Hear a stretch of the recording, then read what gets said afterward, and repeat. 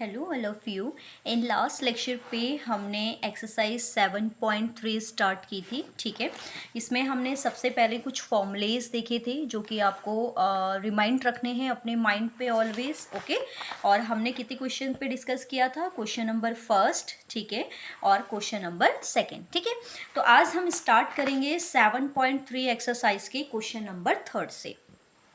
Okay, तो question number third अगर हम देखें तो क्वेश्चन नंबर थर्ड हमारे पास क्या है? अगर हम अकॉर्डिंग टू बुक देखें तो बुक के अकॉर्डिंग हमारे पास है cos 2x, cos 4x और cos 6x। आपको तीन फंक्शन यहाँ पर गिवन है। ठीक है, तो यहाँ पर मैं i इक्वल ले लेती हूँ आपके लिए। ये है cos 2x, ठीक है, and cos 4x and cos 6x। तो ये तीन आपको फंक्शन यहाँ पर क्या है? गिवन है। ठीक है, तो इन तीन फंक्शंस को हम सॉल्व करेंगे और सॉल्व करने के बाद अपना आंसर देखेंगे।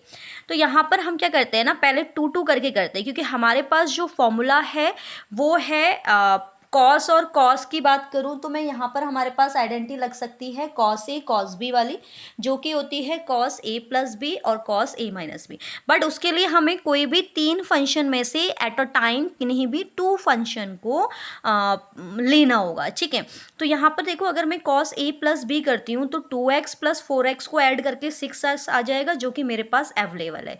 अगर मैं इन दोनों को लेती तो 10x है, जो कि यहाँ पर हमारे पास अवेलेबल नहीं है। तो इससे मुझे ये पता चला कि फर्स्ट में मैं पहले इन दो फंक्शन को सॉल्व करूँगी। ठीक है, तो लेते हैं। तो फर्स्ट मैंने करा i, एंड देन आपको पता है आपको 1/2 से मल्टीप्लाई और डिवाइड करना पड़ेगा। 2 से मल्टीप्लाई डिवाइड, क्योंकि आइडेंटिटी के लिए हमें आइडेंटिटी बनानी है। तो ये हो जाएगा 2 cos 2x and cos 4x। Clear है?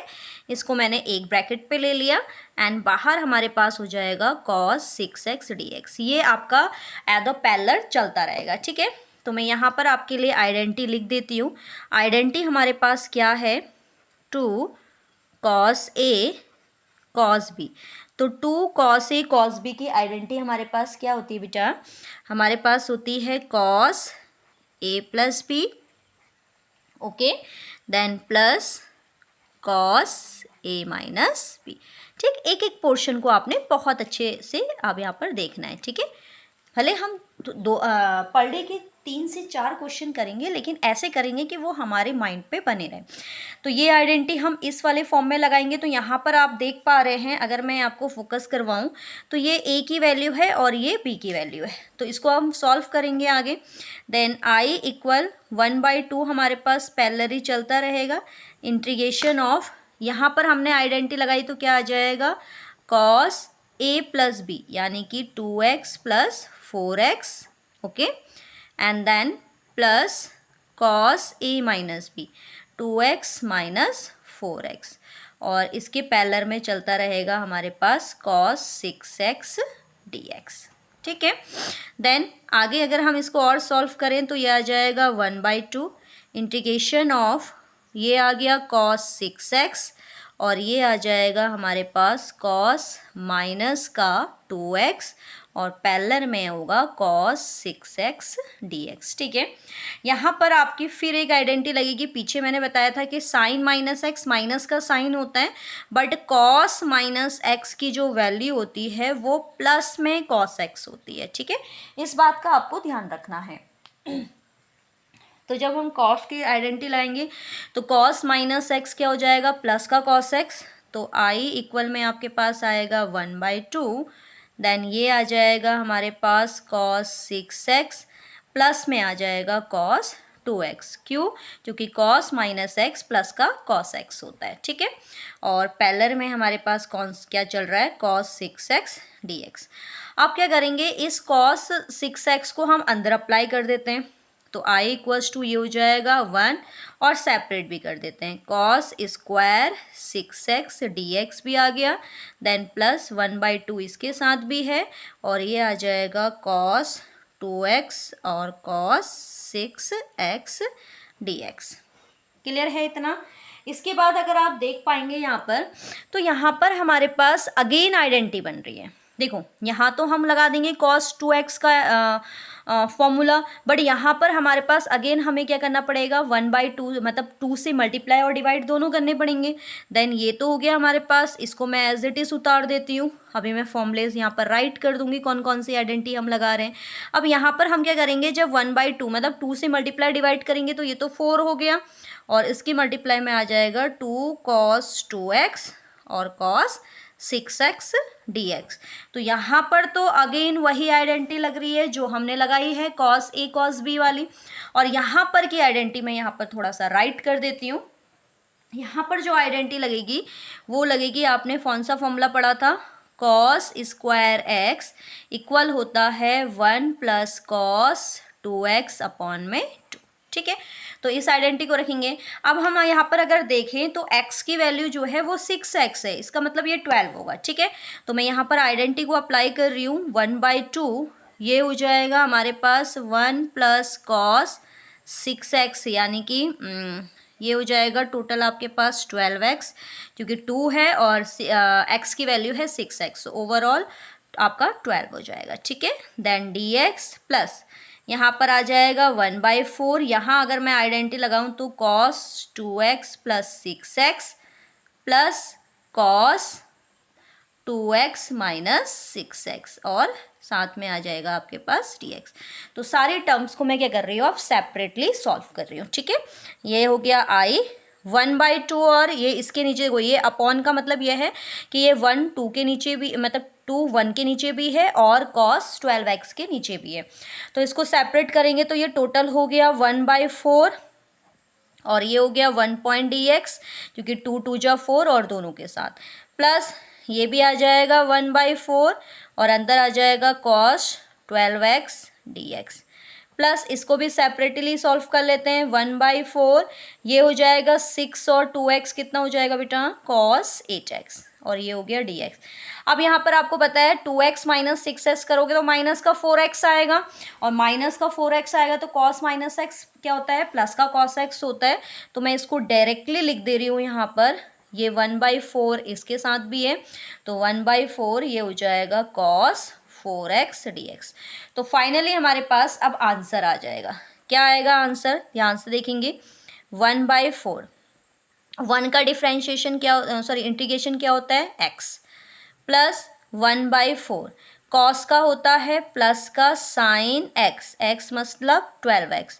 फिर आपको पता है इस 12x का भी होता है, तो जो मल्टीप्लाई में होता है वो डिवाइड में आता है, यानी कि अपॉन में 12, प्लस 1/4 कॉस का फिर अगेन क्या हो जाएगा, साइन 8x, और 8x का हो जाएगा आपके पास 8, प्लस 1/4 कॉस 4x का क्या होगा, साइन 4x, और फिर इसके बाद 4x का क्या हो जाएगा 4, और साथ में एक कांस्टेंट टर्म c। ठीक हो गया। तो फाइनली आप इसको मल्टीप्लाई करके भी यहाँ पर लिख सकते हैं, और अदरवाइज आप यहाँ पर भी इसको छोड़ सकते हैं। ठीक है, फाइनली आंसर मैं आपको एक बार रीड कर देती हूँ यहीं पे। आप इसको 1/4x भी लिख सकते हैं, ये हो जाएगा 12 4 जा 48, तो यह आ जाएगा 1/48 साइन 12x, 1/32 8 4 जा 32 साइन 8x, और 1/16 साइन 4x प्लस c। या तो आप यहाँ पर छोड़ के आए आंसर को, या आप इसकी मल्टीप्लाई आपस में इन डिजिट्स की मल्टीप्लाई करके भी आप इसको सॉल्व कर सकते हैं। तो देखो मैंने एक भले आपके पास एक क्वेश्चन को सॉल्व करने में काफ़ी टाइम लग गया, बट आपका कॉन्सेप्ट क्लियर हो जाएगा। ये मैंने आपके कॉन्सेप्ट को क्लियर करने के लिए सारी आइडेंटिटी, तो इसमें आपकी 3 आइडेंटिटी अप्लाई हो रही है। ठीक है, देन बढ़ते हैं नेक्स्ट क्वेश्चन में, क्वेश्चन नंबर 4। क्वेश्चन नंबर 4 को अगर मैं देखूं तो क्वेश्चन नंबर 4 है साइन क्यूब 2x + 1। क्या है बेटा, साइन क्यूब और साथ में है 2x + 1। ठीक है, इंटीग्रेशन ऑफ dx। तो यहाँ पर तो देख के ही आपको पता चल रहा होगा कि यहाँ पर आप आइडेंटिटी कौन सी अप्लाई कर सकते हैं, साइन क्यूब x।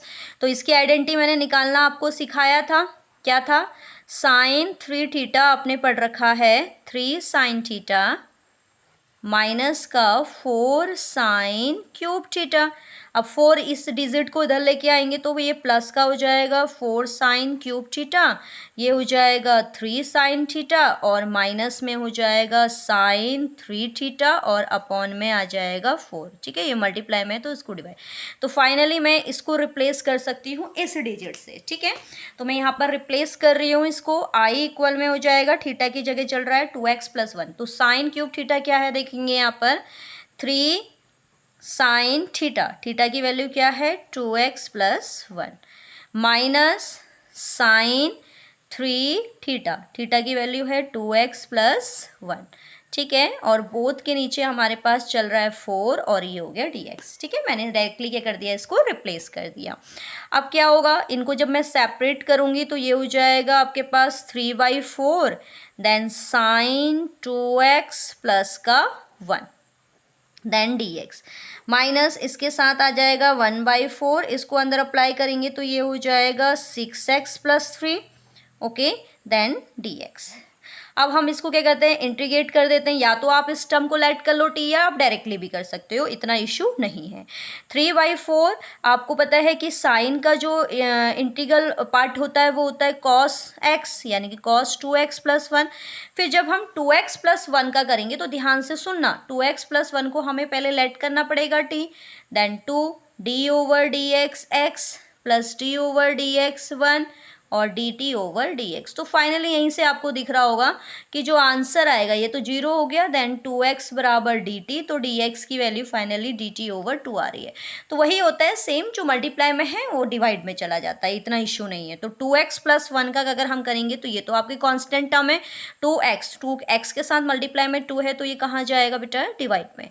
माइनस 1/4, यहाँ भी वही सेम, माइनस का क्या आ जाएगा cos 6x + 3 and then 6x + 3 x के मल्टीप्लाई में जो होता है वो डिवाइड में जाता है 6, और प्लस का एक कांस्टेंट टर्म आ जाएगी c।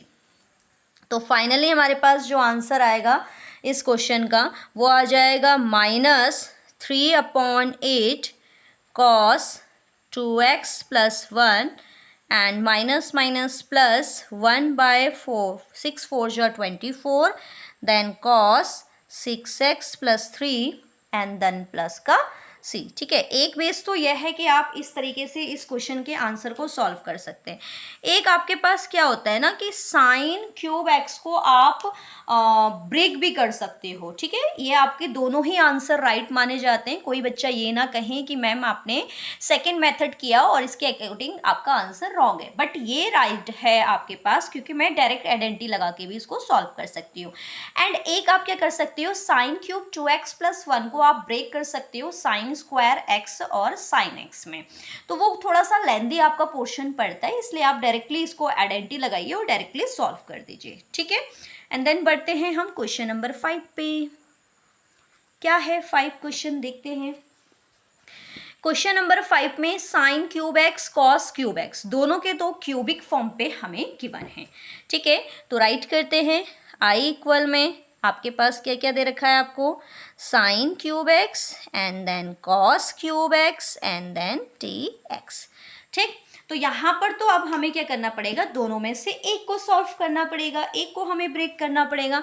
तो हम क्या करते हैं, आई इक्वल इस साइन क्यूब एक्स को हम ब्रेक कर देते हैं sine square x dot sine x, क्योंकि मल्टीप्लाई में पावर ऐड होती है, 2 और ये कितना हो जाएगा 1 हो जाएगा, देन ये हो जाएगा cos cube x D x. Clear है। अब हम क्या कर सकते हैं, इस साइन स्क्वायर एक्स को हम क्या कर सकते हैं, क्या लिख सकते हैं 1 माइनस कॉस स्क्वायर एक्स, और इनटू में हमारे पास चल रहा है sine x and cos cube x और साथ में डी एक्स। ठीक है, तो मैं यहाँ पर आपको लिख भी देती हूँ मैंने कौन सी आइडेंटिटी यहाँ पर अप्लाई करी। आपने पढ़ा है sine square x plus cos square x बराबर 1। तो यहाँ से अगर मुझे साइन स्क्वायर एक्स की वैल्यू चाहिए तो ये प्लस में है, देन इधर आके आपके पास क्या हो जाएगा, माइनस में हो जाएगा। तो ये आइडेंटिटी मैंने यहाँ पर अप्लाई करी है, साइन स्क्वायर एक्स को रिप्लेस कर दिया 1 minus cos square x. I hope आपको समझ में आ रहा होगा। ठीक है, मैं एक एक स्टेप आपको क्लियर कर रही हूँ। अब क्या कर सकते हैं, देखो साइन को अगर मैं अभी स्किप करूं, कॉस क्यूब एक्स है, इस कॉस क्यूब एक्स की मैं इसमें मल्टीप्लाई कर देती हूँ तो कुछ ना कुछ पोर्शन मेरा बनेगा। तो then I cos cube x की 1 के साथ मल्टीप्लाई होगी तो बेटा क्या आएगा, कॉस क्यूब एक्स से ही आ जाएगा आपके पास, ठीक है। Then minus cos square x and cos cube x, multiply में पावर ऐड हो जाएंगी, देन ये हो जाएगा कॉस 5x, और इनटू में हमारे पास चल रहा था साइन एक्स डी एक्स। बस यहीं से अब मेरे पास पोर्शन सॉल्व हो गया, क्योंकि अगर मैं इस कॉस को लेट कर लूँ टी तो मेरा ये आ जाएगा साइन एक्स। तो यहाँ पर हम लेट कर लेते हैं, let cos x equals to T. फिर आपको पता है एक्स के सापेक्ष हम क्या करते हैं, अवकलन करते हैं, differentiate with the respect of x, सापेक्ष अवकलन करने पर। तो जैसे हम x के सापेक्ष अवकलन करेंगे तो अवकलन करने पर क्या होगा, क्या होगा अवकलन करने पर, तो ये हो जाएगा d over D x cos x equal में d over D x T, ठीक है। मैं अवकलन यहाँ पर निकाल देती हूँ, कॉस का अवकलन होता है माइनस का sine x, D x equal में हो जाएगा डी टी, तो हमें तो ये पूरी वैल्यू चाहिए, तो साइन एक्स डी एक्स की जो वैल्यू आएगी आपके पास वो आएगी माइनस का डी टी, इसकी जगह हम रखेंगे माइनस का डी टी रखेंगे और कॉस की जगह रख देंगे टी। तो अब आगे बढ़ते हैं इसमें,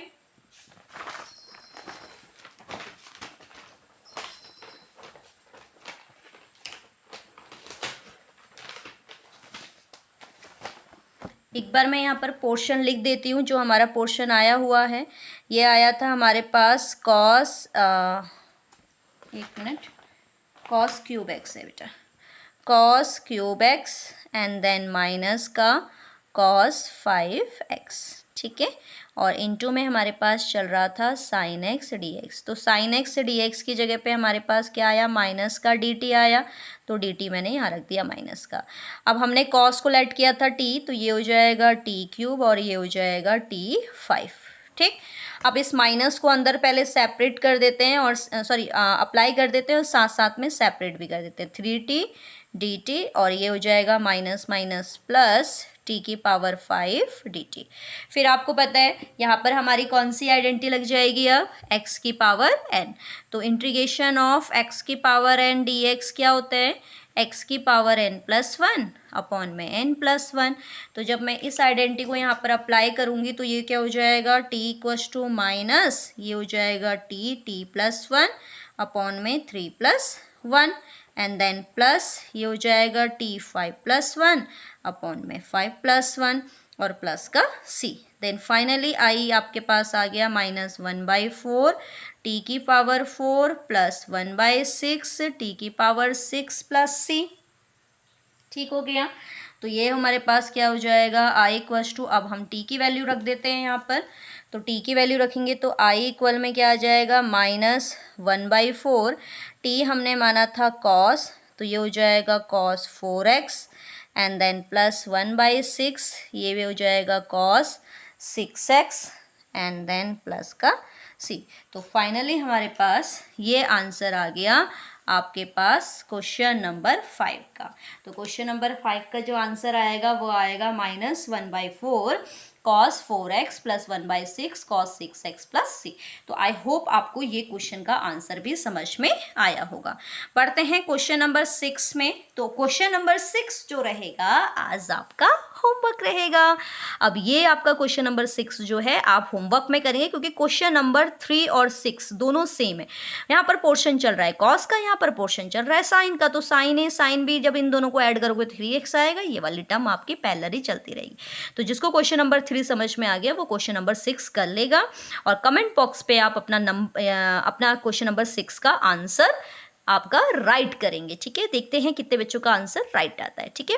तो नेक्स्ट वीडियो पे मैं क्वेश्चन नंबर 6 जो है मैं यहाँ पर आपको होमवर्क दे रही हूँ। क्वेश्चन नंबर 6 का क्या है, sine x sine 2x and sine 3x, ठीक है। इसका इंटीग्रेशन आपने करना है, ये क्वेश्चन आपके लिए होमवर्क में है। तो आई होप आपको ये तीनों के तीन ये 6 तक के क्वेश्चन समझ में आए होंगे एंड नेक्स्ट लेक्चर पे हम क्या करेंगे, इससे आगे के क्वेश्चन पे डिस्कस करेंगे, ठीक है।